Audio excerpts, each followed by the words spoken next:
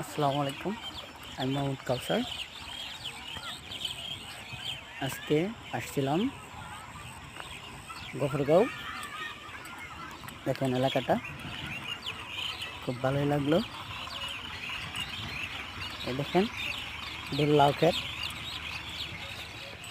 অনেক বিশাল গাড়ালিয়া। এই দেখেন ওই যে ওনারা ওই পাশে ওই যে লাউ শাক, ওই পাশে লাউ শাক তুলতেছে।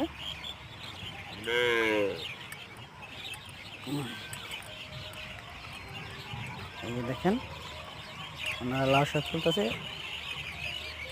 একটু পরে মাঠে নিয়ে যাবে বিক্রি করতে বাজারে। ক্ষেত অনেক বিশাল বড় ক্ষেত। আবার ওই দেখেন সর্ষে ক্ষেত আছে, সর্ষে সুন্দরই দেখা যায়। গ্রাম অঞ্চলের পরিবেশ যারা গ্রামে থাকে না আসলে দেখে না। এই দেখেন সবাই বিকালবেলা